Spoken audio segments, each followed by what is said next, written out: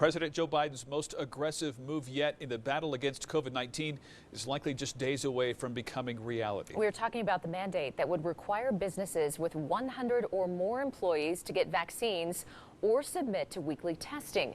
KRDO News Channel 13 Spencer Soysher is in our newsroom right now with an update on how the Colorado Springs Police Department is preparing. Spencer. Bart and Heather, the big concern is that the department is already dealing with a staffing shortage, and right now only 634 of about 920 employees have provided proof of vaccination.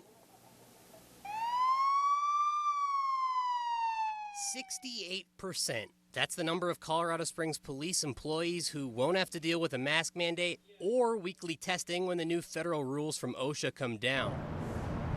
That number is right in line with El Paso County's vaccination rate of 70.5%. It's also just below the fire department's 69% vax rate. But the fire department isn't as concerned about a staffing shortage. Back in July, Police Chief Vince Niski told KRDO his department was already down more than 80 officers, and applications were down this summer. We're a little concerned because normally at the end of an application process, we'd have about 12 to 1,300 applicants.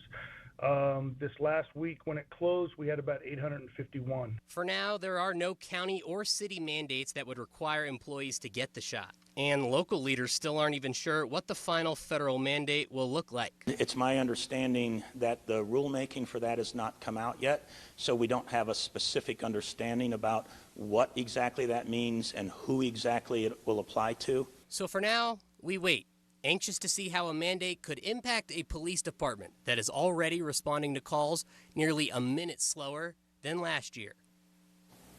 CSPD just put in the mask mandate yesterday. The Associated Press is reporting today, though, that those new OSHA rules could come as soon as this week, but likely wouldn't take effect until after the new year. Reporting in the newsroom, I'm Spencer Soysher for KRDO News Channel 13. We'll be watching that for sure. Spencer, thank you. Officials in El Paso County making their voices heard ahead of that approaching federal mandate. Today they passed a unanimous proclamation opposing state and federal vaccine mandates, though as News Channel 13's Scott Harrison reports, the move was largely symbolic. A small group of around a dozen citizens attended the meeting and applauded several times as that proclamation was read.